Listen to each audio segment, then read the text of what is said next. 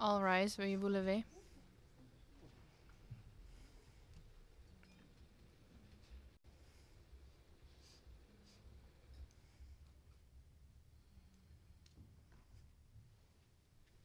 Please be seated. Veuillez vous asseoir.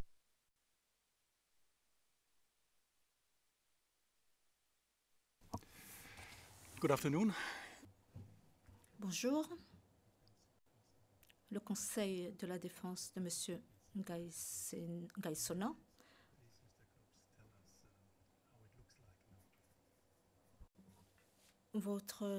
La comparution de votre défense a été amendée. Est-ce que vous pouvez nous donner les derniers développements de cette composition?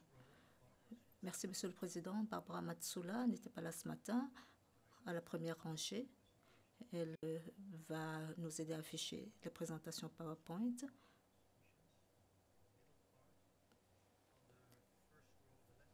Madame Sarah participera également à la présentation.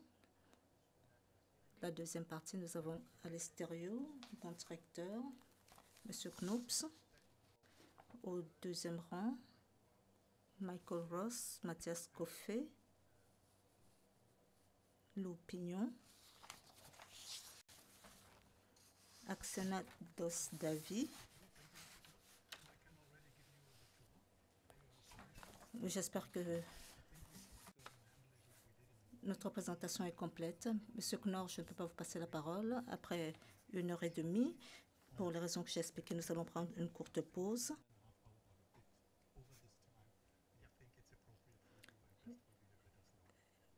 Dès que nous nous rapprocherons de ce délai, faites-nous savoir si cela est approprié pour vous d'observer une pause. Je demanderai à Mme Matsula si la présentation PowerPoint est prête. Bonjour, Monsieur le Président. Bonjour à tous. Je vais faire l'introduction. La deuxième partie, ce sera Mme Pedroso, la partie 3, 4, 5, et je reviendrai pour faire la partie 5, 6 et la conclusion. Nous allons garder à l'esprit les délais qui nous sont impartis. Monsieur le Président, hier, j'ai écouté la présentation du bureau du procureur et il était clair qu'il s'agissait tout simplement pour eux d'une tentative, une dernière tentative désespérée de revenir sur les éléments de preuve sous le couvert d'une réfutation de la participation et de l'intention marginale alléguée de Ngaïsona si elle est bien sûr avérée. Ces observations du procureur révèlent la faiblesse de leur thèse. Ces observations devraient être complètement écartées, étant donné que hier, le procureur essayait tout simplement de se donner une deuxième chance d'asseoir sa thèse tout en ignorant l'abondance des éléments de preuve à décharge en l'espèce, comme nous l'avons affirmé dans notre mémoire en clôture et dans nos plaidoiries. Ce qui nous a également frappé hier, honorable juge, c'est la façon dont le bureau du procureur a totalement dénaturé la décision de confirmation en l'espèce. Il a même demandé au bureau du procureur de contourner cette décision sur laquelle nous nous fondons en ce moment. Je vous renvoie à la transcription anglaise, page 23, ligne 12 à 28. Le bureau du procureur affirme que la décision de confirmation n'exclut pas la participation de M. Ngaïsona au plan commun. Honorable juge, le procureur essaie d'augmenter, d'accroître le soi-disant niveau de participation et d'intention au sens de l'article 25.3c et D du statut en utilisant la décision de la Chambre préliminaire où la Chambre a décidé de ne pas utiliser le plan commun en tant que cadre pour établir une éventuelle responsabilité pénale. C'est ce qui s'est passé devant la Chambre. La Chambre préliminaire n'a pas dégagé de conclusion dans le cadre de ce plan commun. Pas du tout. Le procureur essaie maintenant d'importer le plan de commun pour le rapporter au degré de participation et d'intention au sens de l'article 25.3 C et D. Mais ce n'est pas ce que la Chambre de préliminaire entendait par sa décision. La dite Chambre a conclu que la contribution de M. Ngaïsona n'était pas celle d'un auteur principal et ne pouvait donc pas être qualifiée de contribution essentielle. Le procureur essaye d'ignorer ce fait et c'est exactement ce qu'ils ont essayé de faire dans l'affaire Mbemba et autres. Comme vous le savez, honorable juge, le procureur dans cette affaire a allégué la responsabilité de M. Babala en disant que cette responsabilité était démontrée par sa participation au plan commun. C'est ce qui a été dit par le procureur. Mais la Chambre a rejeté cette formulation et conclut que l'accusation était tout simplement de poursuivre M. Babala en tant que co-auteur malgré la décision de confirmation en l'affaire Mbemba portant rejet de ce mode de responsabilité. La Chambre a conclu en outre que suivre les arguments du procureur reviendrait à modifier la décision de confirmation. Je renvoie la Cour au paragraphe 874 à 876 du jugement Mbemba et autres en première instance. Honorable juge, ce n'est pas le seul exemple qui montre comment le procureur essaie de contourner la décision de confirmation en l'espèce. Le procureur et le représentant légal essaient de requalifier les contributions de M. Ngaïsona si elles sont avérées et essayent d'y ajouter des charges qui n'ont pas été confirmées. Tout comme dans ses conclusions concernant la participation de Ngaïsona au plan commun, le procureur, dans ses écritures, qualifie la contribution de Ngaïsona comme étant généralisée.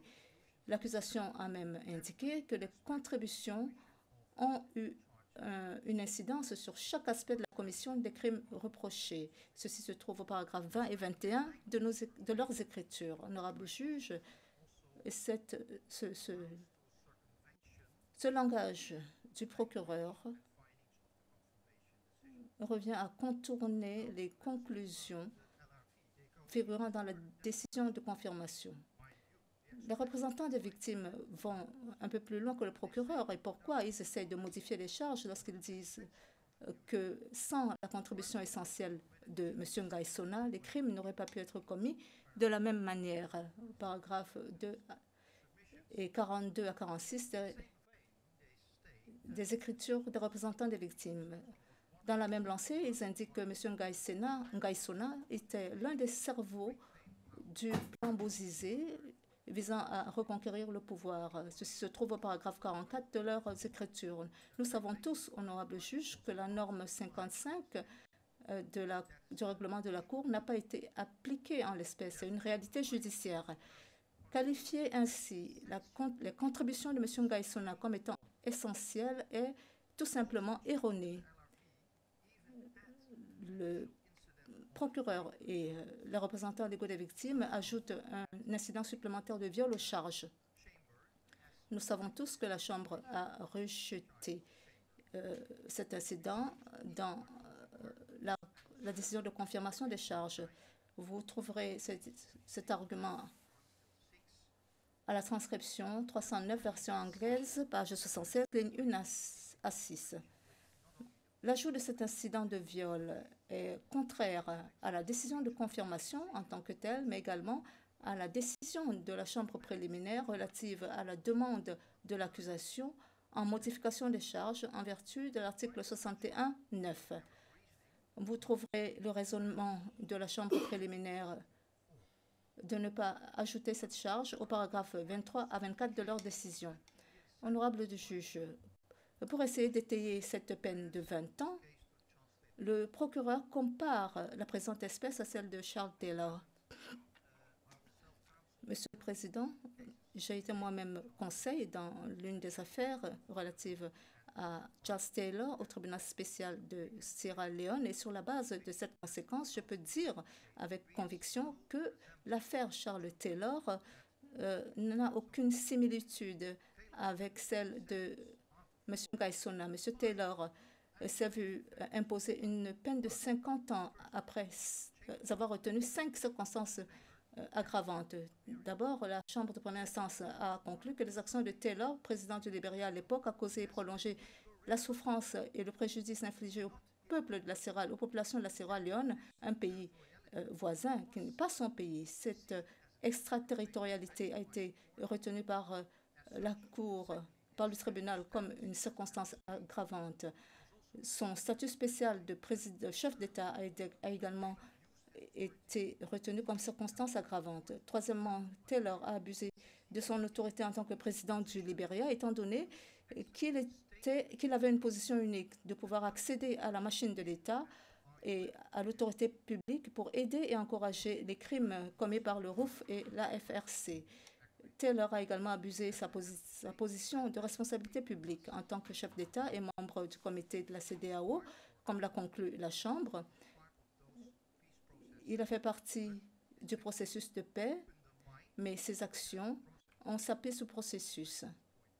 Nous reviendrons sur ce point plus tard. Cinquièmement, Taylor a personnellement tiré profit des crimes à travers un gain financier et un approvisionnement régulièrement via un approvisionnement régulier en diamants. La Chambre a fait ses conclusions au paragraphe 97 à 103 du jugement portant condamnation de Taylor. Monsieur le Président, honorable juge, pas un seul de ces circonstances aggravantes, pas un seul n'est présent à l'espèce, ni n'a une ressemblance quelconque à l'affaire Nungai Sona. Le procureur essaye tout simplement de vous soumettre la décision Taylor, le jugement Taylor. Il n'y a aucune comparaison entre l'affaire Taylor et l'affaire de Ngai Sona. La Chambre de première instance dans l'affaire Taylor a souligné le caractère unique de cette affaire lorsqu'elle a reconnu qu'elle se départissait du principe d'imposition de peine moindre qui se justifiait en cas de mode de responsabilité du complice. Et elle a déclaré que c'est le statut spécial de M. Taylor en tant que chef d'État qui le met dans une catégorie différente d'auteurs aux fins de détermination de la peine. C'est au jugement paragraphe 100. Telle a été la décision de la Cour.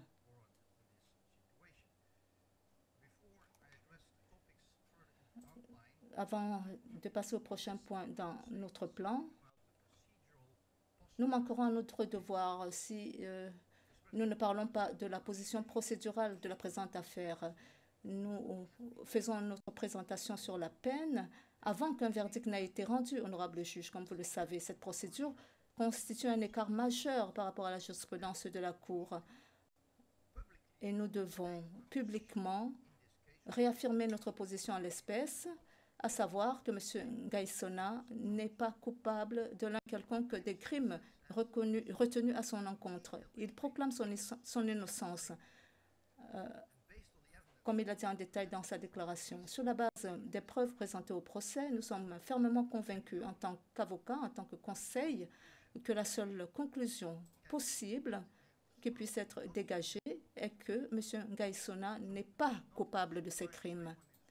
Il n'est donc pas surprenant que personne dans cette cour n'entendra M. Ngai Sona exprimer des remords.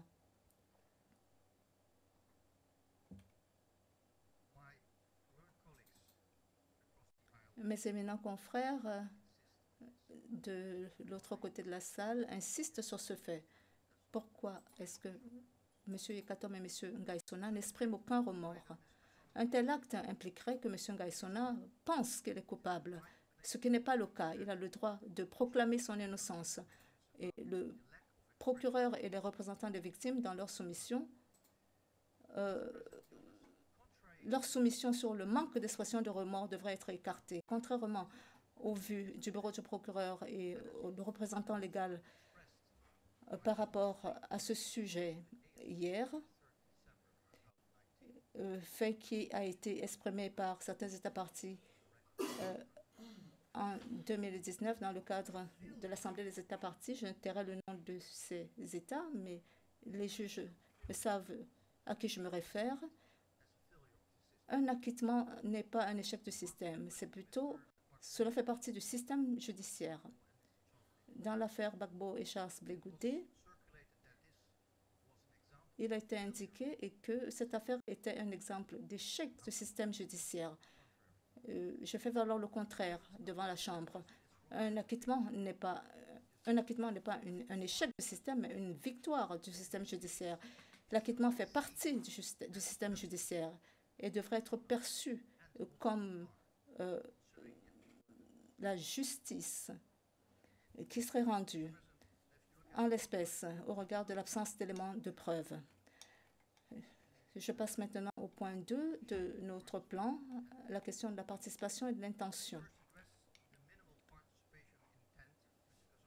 Nous allons aborder la participation et l'intention minimale de Nguy Sona si il venait à être déclaré coupable par la Chambre, contrairement à tous les pronostics. Monsieur le Président, il est étonnant que le procureur et le représentant des victimes puissent demander que M. Nguy Sona serve effectivement une peine d'emprisonnement à vie derrière les barreaux, alors qu'ils sont complètement incapables de montrer comment M. Nguy Sona a contribué in concreto à la commission des crimes. Cela n'a pas été établi devant cette Chambre. Une telle approche est contraire au principe de détermination de la peine. Dans le cadre de l'évaluation de la gravité, le procureur et les représentants des victimes doivent précisément démontrer en quoi quelqu'un comme Nguy Sona aurait contribué à chacun des 31 chefs d'accusation. Cette démonstration est complètement absente en l'espèce, honorable juge, où nous n'avons pas entendu une telle démonstration. Au contraire, ce qu'ils font, c'est de dresser des écrans de fumée pour distraire les honorables juges de cette lacune fatale dans leur soumission. Passons au premier écran de fumée. Il dénature les charges en amendant la décision de confirmation.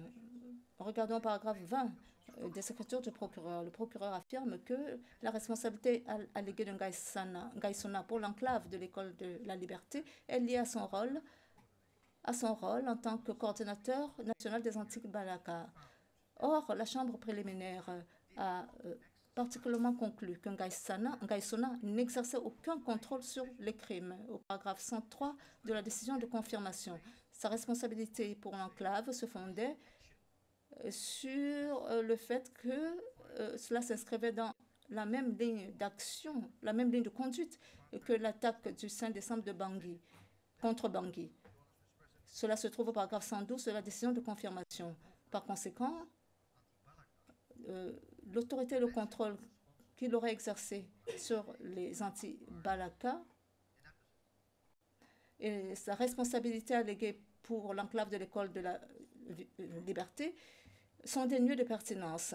Ceci est complètement contredit par la preuve. La défense a présenté des observations sur le manque de contrôle de Nguy Sona sur le Comzone. Nous nous référons au paragraphe 559 à 565 de mémoire de clôture, ainsi que les arguments lors de nos plaidoiries, transcrits 309, version anglaise, paragraphe 77 à 81. Nous aimerons vous rappeler la présidente Samba Panza, votre propre témoin, sur ce point. Qu'est-ce qu'elle a dit? Elle a dit que si le mouvement avait commencé avec une vision noble, il a été infiltré par des éléments voyous qu'elle a qualifiés comme étant des bandits. Elle a indiqué précisément que la coordination n'exerçait aucun contrôle sur ces jeunes dans les quartiers et sur le terrain. Vous trouverez cette référence à la transcription 249, version anglaise, page 47, ligne 24, à page 48, ligne 5, comme vous le verrez à l'écran. C'est ici un témoignage clair de votre propre témoin, le témoin de la Chambre. Jamais avant les attaques de 5 décembre ou par la suite, jamais M. Nguy Sona n'a eu une quelconque autorité ou exercé un contrôle sur les anti-Balaka, comme confirmé par le témoin de la Chambre, Catherine Samba Panza. Honorable juge, je vous renvoie à la transcription 250, version anglaise, page 13, ligne 1 à 10. En raison de ce manque de contrôle et d'autorité, le principe de la hiérarchisation des peines ne s'applique pas en l'espèce, comme nous l'avons expliqué dans nos écritures, paragraphes 14 à 16. Le deuxième écran de fumée, tressé pour vous distraire dans votre détermination de la peine, c'est l'allégation trop vaste concernant les contributions de M. Ngaïsona. Pourquoi sont-elles trop générales? Parce qu'elles ne montrent pas comment est-ce que ces contributions ont affecté la commission du crime lors des attaques du 5 décembre et lors des suites de cette attaque. Le procureur a indiqué hier à la page 28, version anglaise, ligne 11, que le fait que l'accusé a aidé à la commission du crime n'a aucun effet sur l'exécution du crime. Il suffit donc que la contribution ait affecté une quelconque phase de la commission. Cela est vrai juridiquement, mais cela ne soustrait pas le procureur à sa charge de démontrer pratiquement comment cela s'est produit en l'espèce. Quelle phase de la commission du crime a été affectée par la contribution de Ngaïsona? Quelle phase? Nous attendons toujours la réponse. Le procureur n'a jamais donné une réponse claire à la Cour, car il n'existe pas d'éléments de preuve. Le procureur n'a pas démontré comment est-ce que l'une quelconque des contributions présumées présentées hier a affecté la commission des crimes reprochés. Vous pouvez le lire dans notre mémoire de clôture et dans nos plaidoiries. Toutes ces contributions présumées qu'aurait faites M. Ngaïsona ne sont pas étayées par des preuves concluantes et n'ont absolument aucun lien aux crimes reprochés tels que requis par l'article 25, 3C et D. Le procureur et les représentants des victimes indiquent généralement que M. Ngaïsona a contribué au crime en prenant des mesures pour structurer, financer, donner des instructions, assurer la liaison avec les anti-Balaka. Ceci se retrouve au paragraphe 21. Il n'y a pas non plus de preuves matérielles que M. Ngaïsona se trouvait à la frontière au Cameroun. Pas un seul témoin n'a été cité devant la Cour pour dire qu'il ou elle aurait vu M. Ngaïsona, a vu M. Ngaïsona physiquement présent à la frontière. C'est conclusion préliminaire. Concernant le rôle de M. Ngaïsona dans la décision de confirmation à laquelle se réfère le procureur, ne suffit pas pour la détermination de la peine. Après 5 ans de procès, il revenait au procureur de montrer concrètement à la présidente chambre comment chacune de ces contributions alléguées aurait eu un impact sur les attaques du 5 décembre et leur suite. Une telle démonstration est importante dans le contexte de la responsabilité du complice, où la responsabilité de M. Ngaïsona ne découle pas de sa participation à un plan commun, comme nous l'avons vu dans la décision de confirmation. Que dit le procureur de la complicité, de la responsabilité du complice en l'espèce? Il dit tout simplement que cela n'atténue pas la culpabilité de M. Ngaïsona. Point. Et ici, je vous renvoie, honorable juge, au paragraphe 4 des écritures du bureau du procureur. Pour étayer cette thèse, il cite une opinion individuelle dans l'affaire Lubanga qui n'a aucun lien avec l'affaire. Il cite également l'arrêt en l'affaire Taylor. Et bien sûr, cette comparaison avec l'affaire Taylor est dénuée de pertinence. La Chambre d'appel, dénuée de pertinence. La Chambre d'appel a conclu que la Chambre de première instance a illustré comment est-ce que les actes et le comportement de Taylor ont influencé la commission des crimes reprochés. L'appui financier et logistique au RUF et au FRC en Sierra Leone. La Chambre a conclu précisément dans cette affaire que les armes, les munitions, le personnel militaire fourni par Charles Taylor ont été utilisés lors des opérations du RUF, lors des offensives du RUF, opérations au cours desquelles les crimes reprochés ont été commis. Elle a également conclu que les communications soutenues par Taylor ont été utilisées lors des offensives au cours desquelles les crimes ont été commis. Je vous renvoie à la note de bas de page 1531 de l'arrêt Taylor. Ceci est également entériné au paragraphe 69.14 du jugement portant condamnation rendu par la Chambre de première instance en 2012. La Chambre a tiré des conclusions explicites du lien de causalité qui existe entre les contributions de Taylor et les crimes. Le lien de causalité est indispensable pour les offensives militaires du RUF. Telle était la qualification de la Chambre. Et c'est sur cela que se fonde le procureur. C'est un précédent qui exclut le rôle de Ngaïsona dans cette situation. Nous savons que M. Ngaïsona, dans l'affaire Ngaïsona, le procureur n'a jamais montré comment est-ce que les munitions alléguées, le personnel, le soutien logistique auraient contribué aux attaques du 5 décembre et leur suite, où se trouve le lien concret. Cela n'a pas été établi. Le procureur n'a pas pu le démontrer. En citant l'affaire Taylor, une affaire particulière provenant d'un autre tribunal, le bureau du procureur ignore commodément le précédent. Devant cette cour, les représentants des victimes ont dit à juste titre dans leurs écritures que la chambre d'appel de la CPI a conclu, en termes généraux et toutes choses étant égales, qu'une personne dont il a établi qu'elle a commis un crime porte une culpabilité plus lourde qu'une personne qui contribue au crime d'une autre personne ou un crime commis par d'autres personnes. Bien sûr, la Chambre ne peut pas automatiquement réduire la peine dans des cas de responsabilité du complice. Cela est vrai, mais il faut une analyse au cas par cas.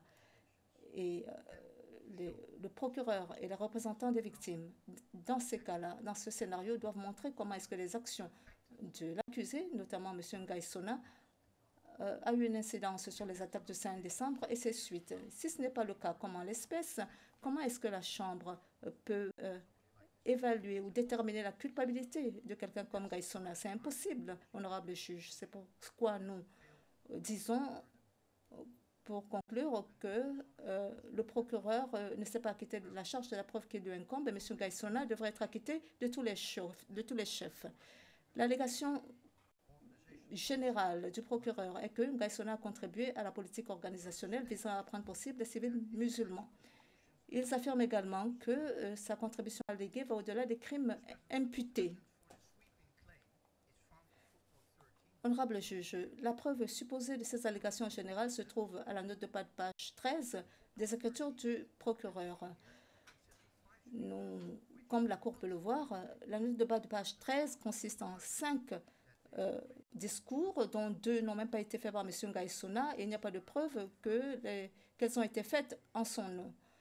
Ces 2 discours se retrouvent à la cote CAR OTP 2040-1738 et CAR OTP 2000-0680. Vous pouvez retrouver ces discours dans nos écritures, paragraphes 416 et 419 de notre mémoire de clôture.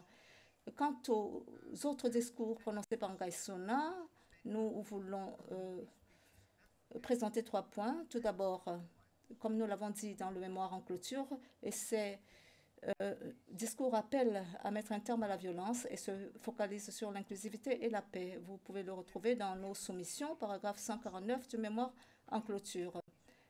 Compte tenu de ces appels clairs en faveur de la paix, il est impossible de conclure que ces discours avaient contribué à la politique organisationnelle visant à cibler les civils musulmans. Il est étonnant d'entendre le procureur dire hier à la transcription anglaise, page 30, ligne 22 à 24, que M. Ngaïsona avait le choix de ne pas s'impliquer, de ne pas s'associer au discours de haine de François Bozizé. Le procureur n'a pas présenté un seul élément de preuve établissant que Ngaïsona n'était pas associé à ces discours haineux. Deuxièmement, le procureur n'a même pas essayé de montrer en quoi ces discours auraient eu un impact sur les attaques de 5 décembre et leur suite. Troisièmement, la référence du procureur à la contribution de Ngaïsona à ces crimes doit être mise de côté par cette Chambre parce que non seulement il n'essaye pas de montrer comment ces discours ont pu contribuer au crime, mais ils mettent également de côté la jurisprudence de la Cour. Comme nous le savons tous, dans le cadre de cet exercice, pour sa réussite, nous avons un test strict. Qu'est-ce que c'est? Il stipule qu'il doit avoir un lien suffisant entre la conduite et les crimes pour lesquels l'individu est poursuivi. Je vous renvoie au jugement de Ntaganda, paragraphe 129. De plus, Monsieur le Président, dans cette affaire, la Chambre doit être consciente qu'il n'est pas permis de lier M. Ngaïsona à tous les crimes pour lesquels la Chambre préliminaire l'a disculpé. Mon dernier point concernant la contribution alléguée, le procureur déclare que M. Ngaïsona a renforcé la capacité des anti-Balaka à commettre les crimes visés. Ici encore, c'est une déclaration généralisée, mais pour laquelle le procureur n'a pas pu établir sa responsabilité et même son degré de participation. Dans les écritures pour l'acquittement de M. Gbagbo et Blé Goudé, la Chambre préliminaire avait conclu que le même argument avancé par le procureur, à savoir que M. Blé Goudé a renforcé la capacité des forces pro-Gbagbo, était trop générique et ne montrait pas en quelle manière ces contributions qui auraient été attribuées à M. Blé Goudé étaient liées aux crimes spécifiques et ce jugement paragraphes 2019 et 2020 sont extrêmement illustratifs de cet argument et ils n'ont pas été reçus en appel par la Chambre. Ce sont les mêmes arguments qui sont avancés contre M. Ngaïsona. Ce sont des arguments génériques qui ne démontrent en aucun cas, en quelle manière, c'est les liens avec les crimes. Je traiterai maintenant brièvement du degré d'intention. C'est également une surprise, peut-être pas que le procureur et les représentants des victimes restent silencieux, totalement silencieux, que ce soit dans leurs écritures ou dans leurs plaidoiries, pour établir la responsabilité criminelle de M. Ngaïsona. Mémoire de clôture, paragraphes 566 et 568. Le procureur n'a pas été capable de produire un seul élément de preuve où M. Ngaïsona aurait exprimé une haine contre les musulmans, comme il l'a dit dans ses écritures au paragraphe 17. Pourquoi? Simplement, Monsieur le Président, parce qu'il n'a jamais entretenu une quelconque haine contre ses compatriotes musulmans. Le haut degré d'intention supposé par le procureur au regard de sa position dans le groupe et sa représentation dans le groupe anti-Balaka était supposée. Toutefois, les preuves extensives démontrent que M. Ngaïsona représentait les anti-Balaka avec un seul objectif, apporter la paix et la stabilité dans le pays. Je reviendrai dessus après la présentation de Maître Pedroso. Le juge président, merci. Maître Pedroso.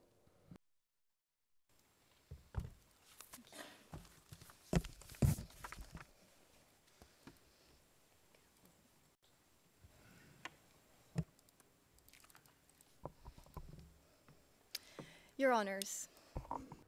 Madame, Messieurs de la Cour, c'est un honneur pour moi de me présenter devant vous pour le compte de M. Ngaïsona. Le premier sujet que je traiterai sera l'évaluation de la gravité. Je voudrais vous rappeler les trois principes directeurs que la Chambre devra suivre lorsqu'elle évalue la gravité avant une condamnation. Premièrement, nous savons d'après le cadre juridique de la Cour qu'il doit y avoir un lien étroit entre le préjudice allégué résultant d'un crime d'une part et les crimes pour lesquels M. Ngaïsona est poursuivi d'autre part. En d'autres termes, M. Ngaïsona ne peut pas être poursuivi pour un préjudice causé à des victimes pour lesquelles il n'y a pas un lien suffisant. Deuxièmement, M. Ngaïsona ne peut pas être puni deux fois pour la même conduite. Peu importe de quelle manière cette conduite est définie dans un jugement éventuel. Nous savons au plan légal qu'il y a de nombreux chevauchements entre les crimes jugés. Et en émettant accordant une peine en ignorant ces chevauchements, ce serait violer un interdit parce qu'il y aurait des chevauchements qui donneraient lieu à une sentence disproportionnée. Ensuite, il faudrait prouver au-delà de tout doute raisonnable. Et c'est un standard de preuve extrêmement élevé qui est le cœur même non seulement du prononcé de la peine, mais de la procédure judiciaire. Ce standard permet de contrer les privations de liberté arbitraires et non justifiées. Et après tout, le débat aujourd'hui est de savoir si et pendant combien de temps M. Ngaïsona pourrait éventuellement être davantage privé de son droit à la liberté en cas de condamnation. Je parlerai brièvement maintenant de quelques chevauchements de charges dans cette affaire. M. Ngaïsona a été poursuivi pour 31 chefs d'accusation, un chiffre impressionnant. Et quand on y prête plus attention, il y a de nombreuses répétitions, de nombreux chevauchements. Vu le temps limité qui m'est imparti, je ne ferai que quelques observations. Premièrement, cette affaire, elle est inhabituelle parce que la responsabilité alléguée de M. Ngaïsona pour l'ensemble des 31 chefs d'accusation est basée sur la même conduite sous-jacente. Il faudrait se rappeler ici que la chambre préliminaire a retenu que pour chacun des lieux visés, le même ensemble de contributions de Ngaïsona pourrait lui être imputé. Vous vous rappellerez également que la chambre préliminaire a retenu le concept abstrait même action pour lier M. Ngaïsona au crime supposément commis par les Antibalaka dans les 4 lieux. Deuxièmement, nous savons que plusieurs des crimes jugés n'ont pas de base factuelle distincte. Nous sommes parfaitement conscients des éléments légaux qui peuvent différer entre les crimes et c'est pourquoi il est pertinent pour un procès. Mais pour le prononcé de la peine, ce qui compte, madame, messieurs de la Cour, c'est de lier concrètement le préjudice causé ou supposé par M. Ngaïsona au crime. Les représentants des victimes suggèrent que la Chambre prenne en compte le préjudice séparé et distinct causé aux victimes pour l'ensemble des crimes jugés, pour les crimes de guerre et les crimes contre l'humanité. Et dans le jugement de la Chambre, dans l'affaire Alassane, récemment, il a été rappelé que lors d'une peine jointe, de tels chevauchements entre les crimes de guerre et les crimes contre l'humanité doivent être pris en compte pour prévenir qu'une personne accusée soit punie au-delà de sa responsabilité réelle. Et le fait que les représentants des victimes se basent sur le jugement Ongwen n'est absolument pas approprié. Le débat ne concerne pas le fait que M. Ngaïsona puisse être condamné à la fois pour des crimes de guerre et des crimes contre l'humanité, mais de quelle manière est-ce qu'il pourrait être condamné pour des crimes qui se chevauchent? Pour les charges de diriger une attaque contre la population civile, les représentants des victimes demandent à la Chambre de tenir compte du préjudice causé aux victimes et en particulier des nombreux décès résultant de l'attaque à Bangui et à Bossangwa le 5 décembre. Je prends une pause parce que nous avons des problèmes avec notre présentation PowerPoint qui ne s'affiche pas. Le juge président, pas de problème, cela s'affiche maintenant. La défense. Dans la décision de confirmation des charges, toutefois, les 2 chefs d'accusation sont basés sur les chefs qui sont jugés. Ces décès et ce préjudice avaient déjà été considérés par la Chambre dans les chefs d'accusation 1 et 30. La même chose prévaut pour le crime de persécution où le la base sous-jacente des 4 chefs de persécution sont tous reconnus dans des crimes imputés à M. Ngaïsona. Et dans cette affaire, et considérant la jurisprudence pour éviter le chevauchement, seul l'élément de dommage additionnel qui serait la discrimination, qui est retrouvé dans la persécution et pas dans les autres chefs d'accusation, doit être considéré. C'est également le cas pour le chevauchement de chefs, de déplacement et de transfert et déportation forcée. Les actes sous-jacents qui ont supposément mené au transfert des populations sont les mêmes pour les 2 chefs. Pour conclure sur ce point, une peine jointe doit être limitée et refléter de manière appropriée le même modus de comportement de M. Ngaïsona, de sa conduite alléguée.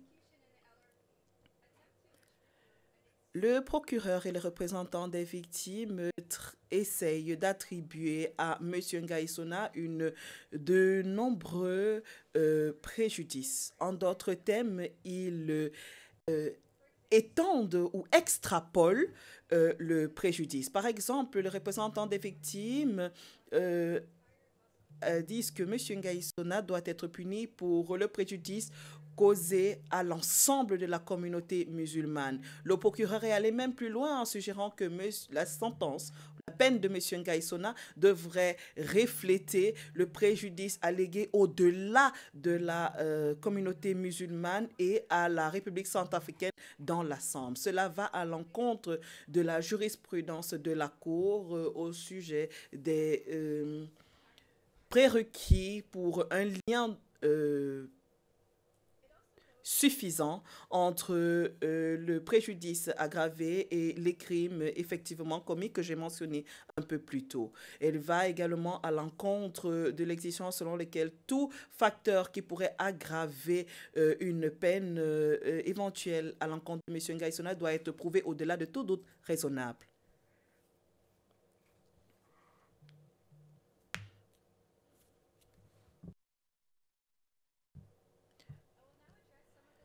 La Chambre de première instance l'a clairement énoncé dans l'affaire Ntaganda. Je vais maintenant vous parler de certains crimes pour parler du préjudice illustrer le préjudice dont je parlais. Les représentants des victimes et le procureur les plaidoiries du représentant des victimes et du procureur au sujet du préjudice à long terme et de l'impact du déplacement au-delà du transfert initial visent à imputer des préjudices qui ne sont pas directement liés à la conduite de M. Ngaïsona en 2013. Le représentant des victimes avance que la majorité des victimes n'ont pas été capables de retourner dans leur lieu d'origine à ce jour. Mais lorsqu'on analyse les éléments de preuve cités, nous nous rendons compte que dans certains cas, les raisons citées pour le non-retour ne sont ni directement liées aux charges, ni liées de manière suffisamment claire. Par exemple, certaines victimes citées parlent d'un manque d'espace à l'heure actuelle et de la sécurité comme raison pour leur non-retour. Nous pouvons également noter que le préjudice allégué contre des personnes non identifiées dans les camps à l'extérieur de la République centrafricaine, en particulier là où l'origine de la personne et sa connexion avec les charges n'est pas spécifiée, ne peut pas être considéré dans l'évaluation du préjudice. Nous savons que la Chambre préliminaire a refusé de confirmer les charges contre M. Ngaïsona en lien à plusieurs préfectures. Par conséquent, de tels éléments de preuve sont à l'extérieur des faits et des circonstances de ce procès et donc du prononcé de la peine. Nous avons confiance que la Chambre tiendra compte de toutes ces nuances. Nous allons maintenant traiter des preuves en ce qui concerne le préjudice allégué au regard du déplacement.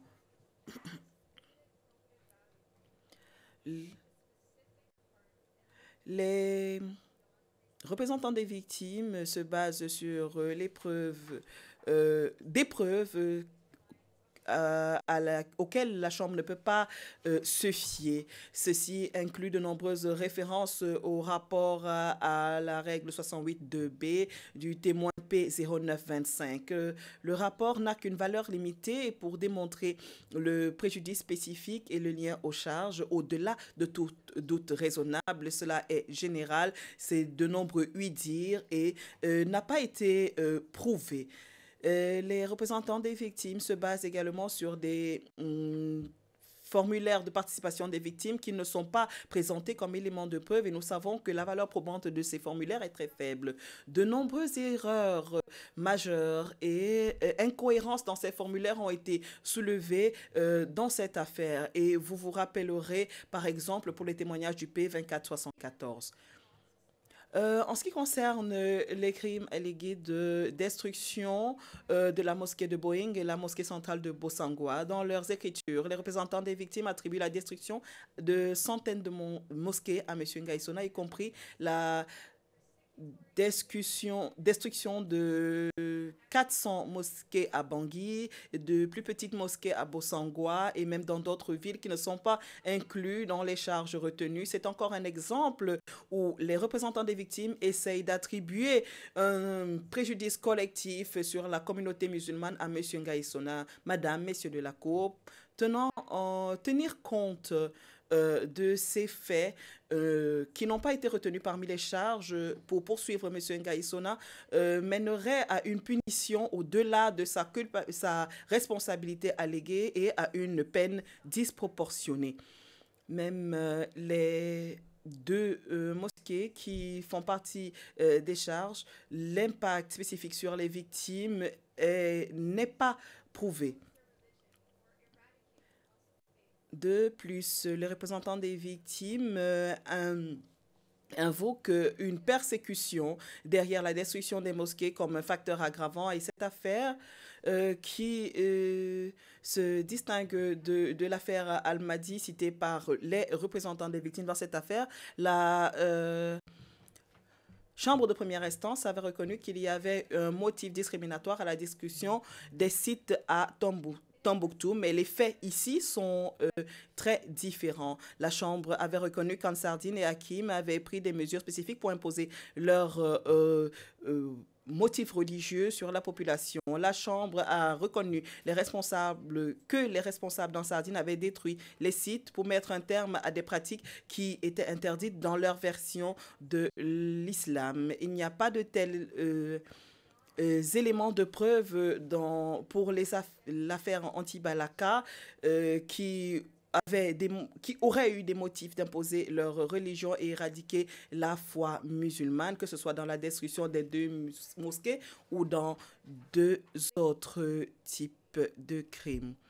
Je voudrais vous rappeler ici le raisonnement dans l'affaire Tanganda en gérant le préjudice transgénérationnel qui a été soulevé par les représentants des victimes et le bureau du procureur. Il y a d'autres types de préjudices qui ont été évoqués par les représentants des victimes sur la communauté musulmane dans l'ensemble. Par exemple, la perte de la religion qui a été évoquée. Cela est très complexe parce que cela n'a pas été établi au-delà de tout doute raisonnable. Et même le témoin P0475, cité par le représentant des victimes, dont le témoignage était très général, a reconnu que ceux qui ont abandonné leur religion étaient ceux qui avaient déjà peu de foi, ce qui montre la faiblesse du lien de cause ou la complexité du lien de cause à effet. Viol et violence basée sur le genre. Pour ce qui est du préjudice lié au chef de viol, Mesdames et messieurs les juges, Maître Knops l'a traité.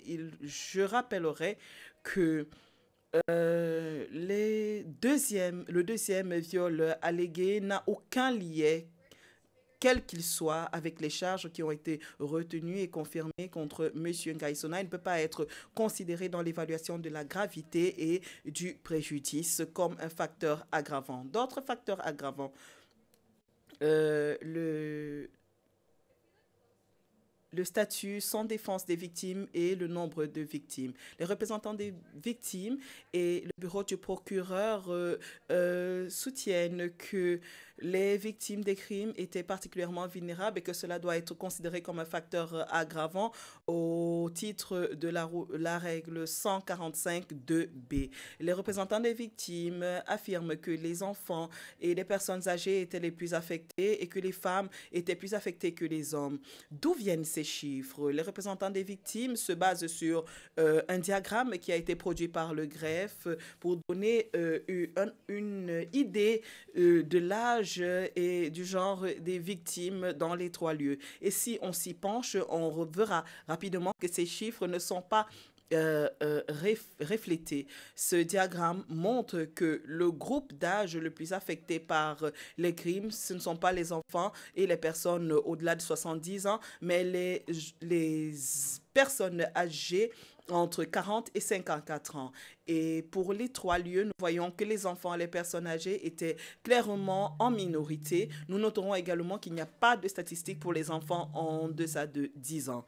Et en ce qui concerne le sexe des victimes, les représentants des victimes, l'argument avancé par les représentants des victimes ne correspond pas au diagramme sur lesquels ils se basent. Dans l'attaque du 5 décembre à Bangui, nous voyons que des femmes âgées entre 25 et 69 ans sont plus affectées que les hommes, mais également le groupe d'âge 10-24 ans, des victimes qui sont à la fois des hommes et des femmes. Pour les personnes au-delà de 70 ans, il y a plus d'hommes que de femmes. Et à Bossangwa, il y a plus d'hommes que de femmes dans l'ensemble. Au bout du compte, ce diagramme est vague. Il ne contient aucun chiffre spécifique. Nous n'avons pas accès aux données qui nous permettraient de vérifier ces chiffres. Il n'y a pas de répartition qui nous montre comment les victimes sont liées aux différentes charges. Et aussi, nous présumons que ce diagramme avait été généré sur la base des formulaires de participation des victimes qui ne sont pas des éléments de preuve fiables. Contrairement aux arguments avancés par les représentants des victimes, il n'y a aucun élément probant que M. Ngaïsona aurait abusé de sa position de pouvoir et de son titre officiel selon les termes de la règle 145.2b. Nous notons que ce facteur aggravant n'est pas relevé dans le mémoire du procureur. Les représentants des victimes sont incapable de formuler concrètement comment la position occupée par M. Ngaïsona aurait mené à son abus de pouvoir ou l'abus de son titre officiel. Les représentants des victimes se réfèrent à au bref mandat de M. Ngaïsona à un poste ministériel avant le coup d'État des Séléka lorsqu'il aurait mobilisé, je cite, les jeunes. Et nous savons, d'après la jurisprudence de la Cour, que le fait d'occuper une position ou un poste d'autorité lorsqu'il y a commission de crime n'est pas suffisant pour prouver un abus de pouvoir ou de poste officiel. Nous disons que M. Ngaïsona n'a jamais abusé de sa position de pouvoir. Et franchement, il est choquant de réaliser que les représentants des victimes et l'accusation continue de retenir contre M. Ngaïsona l'usage de sa position d'influence qui aurait pu permettre de prévenir davantage de crimes au regard des preuves extensives qui prouvent que M. Ngaïsona a effectivement utilisé sa position pour prévenir des crimes, restaurer la paix, promouvoir la réconciliation. Maître Knops reviendra sur ce sujet dans quelques temps. L'un des derniers points que je ferai avant de passer à mon prochain sujet et que la thèse des représentants des victimes et du bureau du procureur au sujet de l'intention discriminatoire derrière toutes les charges comme facteur aggravant doit également être écartée. Comme je l'ai dit, nous l'avons dit dans notre mémoire de clôture, comment l'animosité supposée anti-musulmane des anti-Balaka n'a pas été prouvée. Et je le répète une fois de plus. il faudrait prouver, au-delà de tout doute raisonnable, que ce facteur aggravant l'est effectivement, cela n'a pas été fait. Nous observons que dans la décision de condamnation de Tanganda, la chambre Sufficiently. La chambre de première instance a jugé qu'il y a refusé de considérer des violations aux conditions de détention. Ils n'ont pas jugé qu'il y avait un lien suffisant avec les crimes. Avant de passer aux circonstances personnelles de M. Ngaïsona et des facteurs atténuants dans cette affaire, je voudrais brièvement traiter des objectifs du prononcé de la peine. Le principe de la réhabilitation pèse fortement dans l'affaire Ngaïsona et doit avoir primauté de place en cas de condamnation. Les deux autres objectifs, qui sont de décourager et apporter rétribution, devraient être considérés dans une moindre mesure. Nous savons que d'autres chambres de première instance ont mis l'accent sur la réhabilitation dans le prononcé de peine. Toutefois, je vous expliquerai comment une peine d'emprisonnement lourde de 20 à 30 ans ne servirait pas les objectifs politiques qui sont le fondement de cette Cour. Madame, Messieurs de la Cour, vous n'êtes pas obligés de vous fier à la manière dont les précédentes chambres ont traité ces principes. Il n'y a pas de règle générale sur le poids accordé à chaque principe. Il n'y a pas de hiérarchie. Pourquoi? Parce que le prononcé de la peine, comme vous le savez, est un exercice hautement individualisé et hautement discrétionnaire. Je relève que le TPY a établi que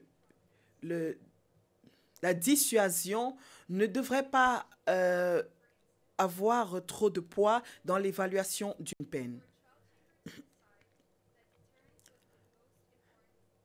Les chambres d'appel dans l'affaire Celebici, par exemple, ont retenu qu'il y avait une erreur ou que c'était une erreur pour une chambre de première instance de décider que la dissuasion était le facteur le plus important lors du prononcé de la peine. Nous demandons à la chambre d'accorder à ce principe un poids minimal. Pourquoi?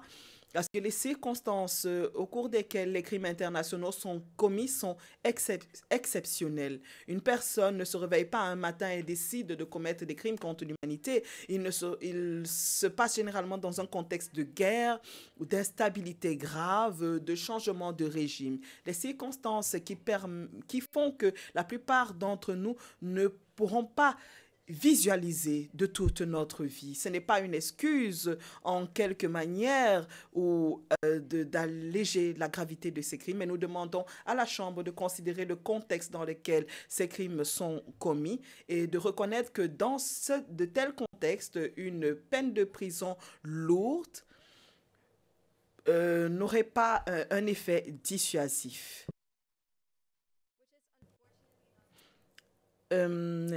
Si la dissuasion collective était effective, nous aurions moins de crimes internationaux, mais ce n'est pas le cas. En ce qui concerne la dissuasion individuelle pour M. Ngaïsona, c'est une considération faible.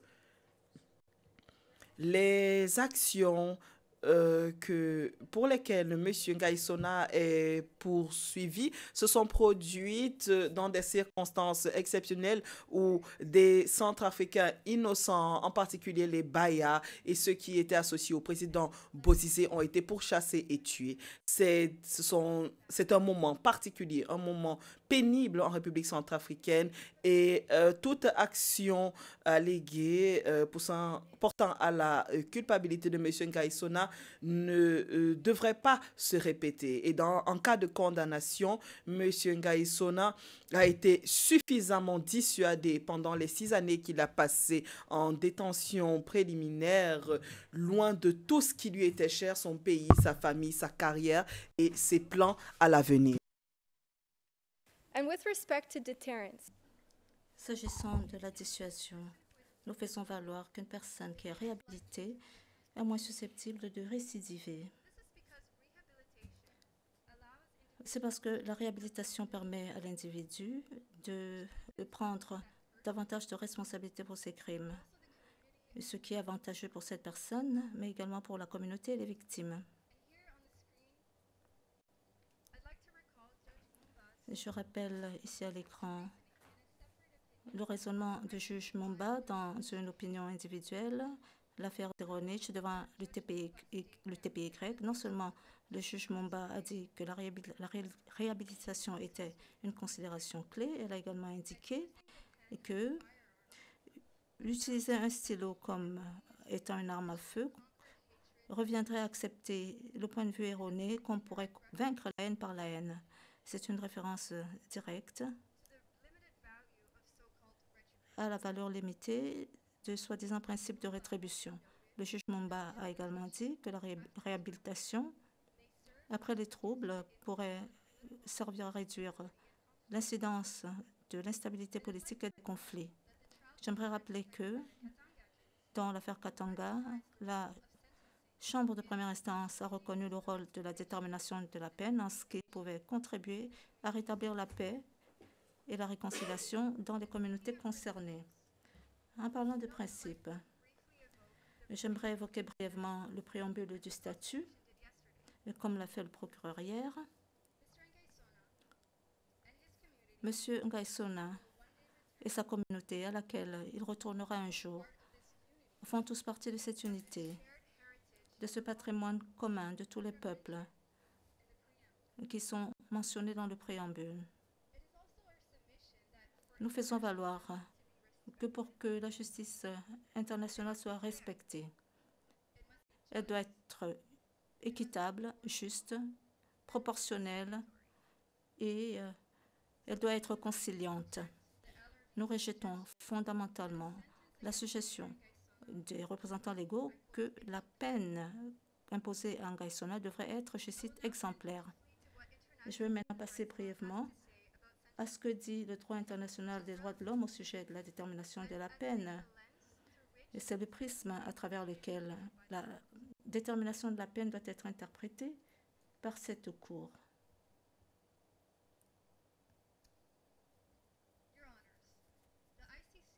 Honorables jures, la CPI est à la traîne s'agissant des normes relatives aux droits internationaux des droits de l'homme en ce qui s'applique à la détermination de la peine. L'article 21 exige de la Chambre qu'elle puisse interpréter le statut à la lumière des normes des droits de l'homme qui évoluent au niveau international.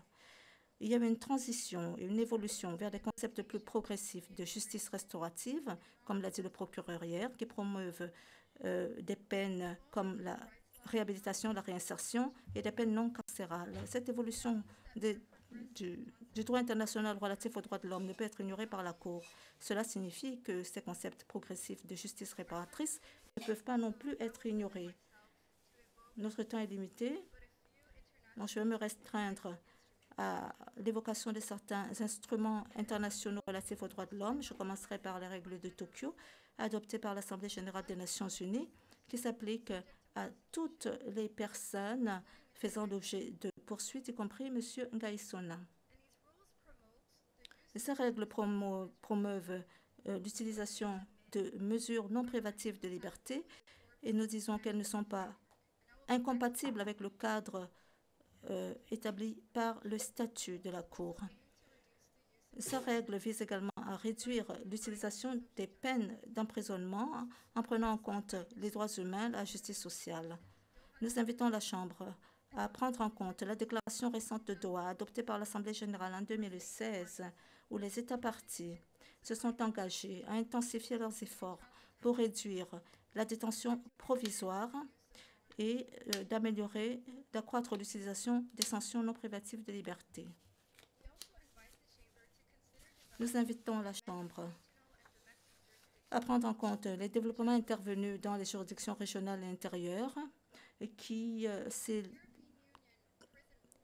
adoptent de moins en moins de peines d'emprisonnement. Les règles pénitentiaires de l'Union européenne, les politiques de l'Union européenne considèrent des peines de prison comme étant des mesures de dernier recours et encouragent l'utilisation de peines non privatives de liberté.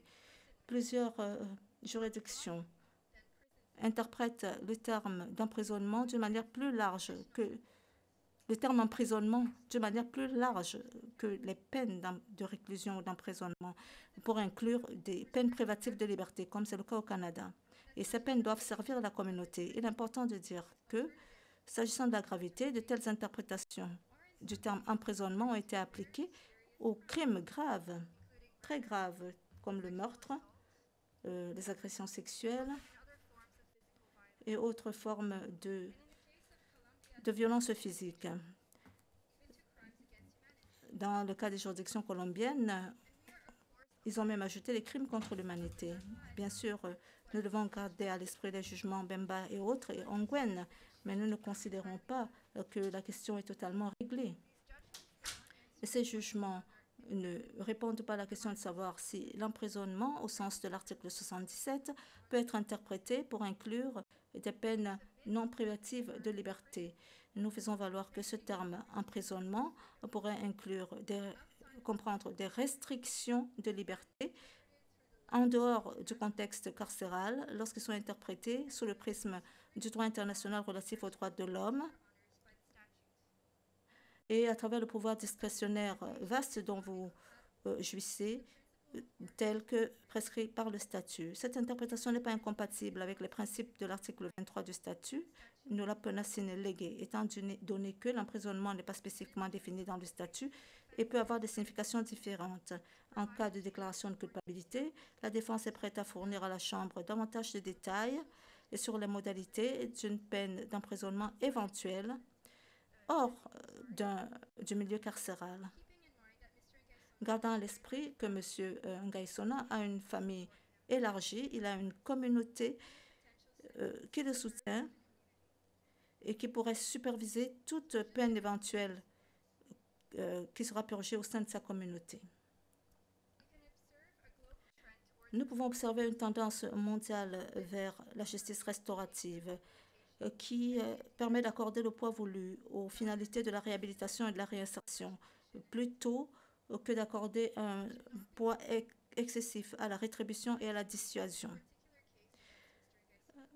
Ces derniers principes ne devraient pas se voir accorder un poids indu dans l'affaire contre M. Ngaïsona. Nous vous invitons à être les pionniers du droit pénal international et de contribuer à l'évolution des pratiques de fixation de la peine à la CPI qui se conforment à ces évolutions du droit international relatif aux droits de l'homme. Je vais maintenant aborder les perspectives de réhabilitation de M. Ngaïsona et sa situation personnelle. M. Ngaïsona est âgé de 57 ans. C'est un homme de famille. C'est un chef communautaire. Il est marié, père de 9 enfants, y compris un garçon de 12 ans et 13 petits-enfants avec qui il est très proche.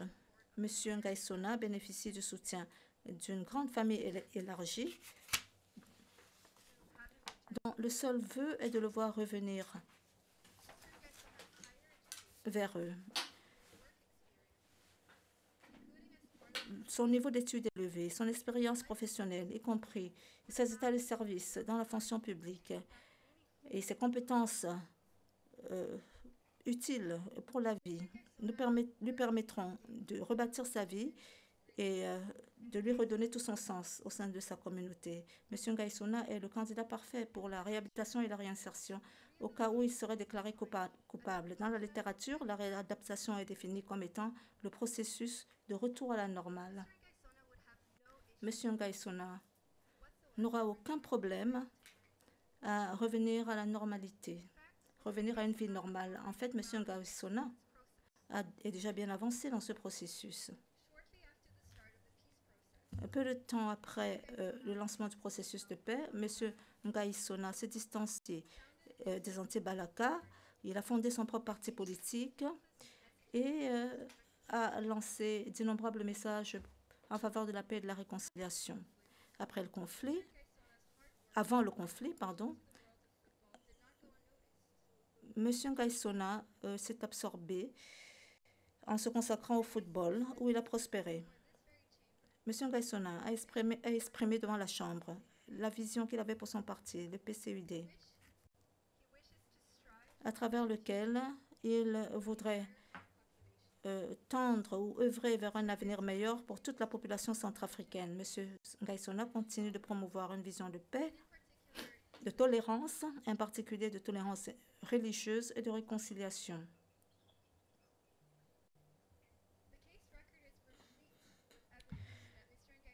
Le dossier de la preuve est émaillé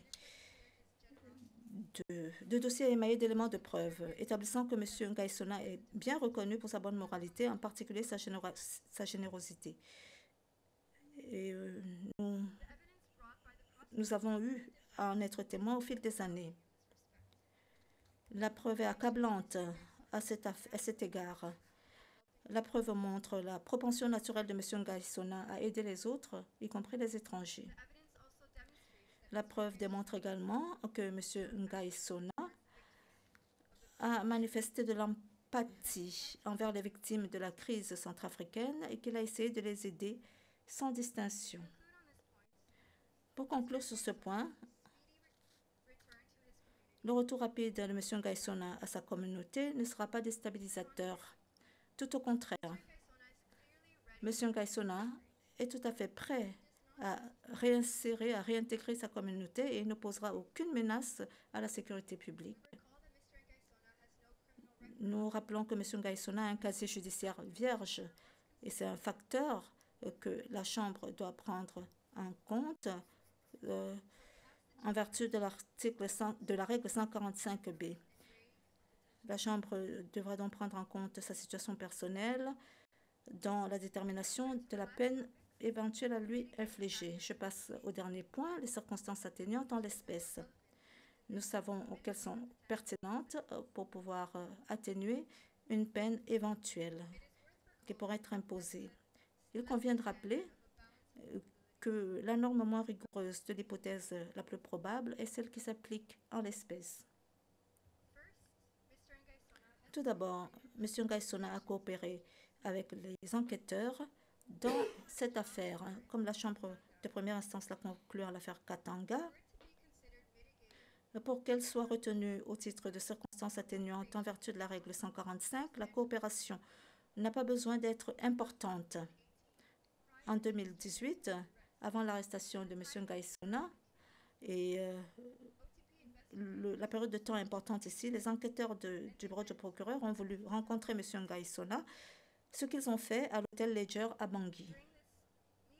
Au cours de cet entretien, M. Ngaïsona était impatient de s'entretenir avec les enquêteurs du bureau du procureur et de répondre à leurs questions. Mais les enquêteurs ont dû arrêter M. Ngaïsona dans son élan car il n'était pas assisté d'un avocat. Plusieurs mois plus tard, il a été arrêté à Paris. Il a volontairement répondu aux questions de la gendarmerie française. Et le procès-verbal de cet entretien est documenté. Il a été communiqué par le procureur, bien qu'il n'ait pas été formellement admis en preuve. M. Ngaïsona a également décidé de faire une déclaration non assermentée, ce qu'il n'était pas obligé de faire. Il est important pour M. Ngaïsona de s'adresser directement à vous, honorable juge, de s'adresser à nous tous, à l'ensemble de la population centrafricaine et aux victimes. M. Ngaïsona a parlé pendant 6 heures et a raconté avec moult détails son histoire. Il nous a fait part de son expérience pendant la crise qui a sévi en Centrafrique. Il a abordé certaines des allégations portées contre lui. M. Ngaïsona était motivé à parler pour contribuer à la quête de la vérité dans cette affaire. M. Ngaïsona a toujours fait preuve d'un bon comportement à l'audience. Il a toujours fait preuve de coopération. Il a toujours été coopératif. Il a assisté à toutes les audiences. Il a respecté les règles à l'audience, les règles de bienséance. Son comportement pendant la procédure et pendant le procès a été exemplaire, ainsi que son comportement en détention. Lorsque vous lui avez accordé la mise en liberté provisoire pour faire le deuil de son père, honorable juge, M. Ngaïsona a parfaitement respecté toutes les conditions imposées par la Chambre et par les autorités françaises. Pour conclure sur cette circonstance atténuante particulière, nous savons que le bon comportement en détention pendant le procès est ce qui est attendu d'un accusé. Le comportement global de M. Ngaïsona et son comportement général va au-delà d'une bonne conduite.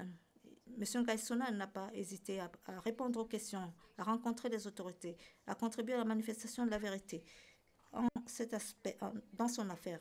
Et nous demandons à la Chambre de prendre en compte cette circonstance cumulative pour atténuer la peine éventuelle à lui imposer, en combinaison bien sûr avec les autres facteurs atténuants que je vais maintenant présenter.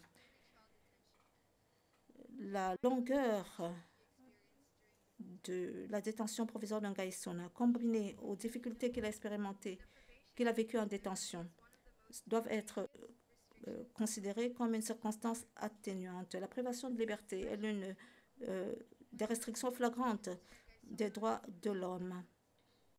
C'est particulièrement vrai lorsqu'une personne telle qu'un Ngaïsona est présumée innocente. Avant d'approfondir ce point, j'aimerais dire clairement que les difficultés que M. Ngaïsona a rencontrées en détention depuis son arrestation et les difficultés rencontrées par sa famille n'enlèvent rien aux souffrances des victimes dans la présente affaire. M. Ngaïsona a été maintenu en détention provisoire pendant 6 ans. Ce délai a été indûment prolongé par les restrictions liées à la pandémie de la COVID-19. En général, les procédures ont été ralenties, ce qui a entraîné des reports et des lacunes dans le calendrier. Il y a également eu la question de la jonction d'instance qui a rallongé la procédure. Nous demandons à la Chambre de prendre en compte le délai excessif qu'a connu M. Ngaïsona dans l'attente qu'un verdict soit prononcé dans cette affaire. Une autre circonstance atténuante, c'est la violation multiple des droits fondamentaux de M. Ngaïsona en détention. Selon la jurisprudence de la Cour, les violations fondamentaux d'une personne peuvent être prises en compte dans l'atténuation de sa peine. S'il est établi que les violations sont en lien avec la procédure dont la Chambre est saisie, et c'est le cas en l'espèce, ces violations comprennent par exemple le refus de fournir des aliments culturellement appropriés, des aliments sains pour la consommation. Pour vous donner un seul exemple, M. Ngaïsona continue de recevoir régulièrement à ce jour du pain moisi, et ce, malgré les droits qui lui sont garantis par le règlement de la Cour.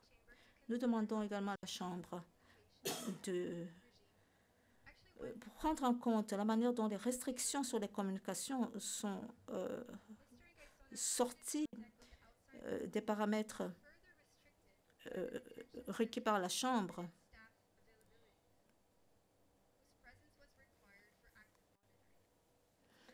Les contacts limités avec le monde extérieur ont été restreints au centre de détention du fait du personnel limité et dont la présence active était nécessaire pour assurer sa surveillance. Les contacts familiaux étaient limités en raison de la charge financière et la distance géographique, une autre circonstance atténuante.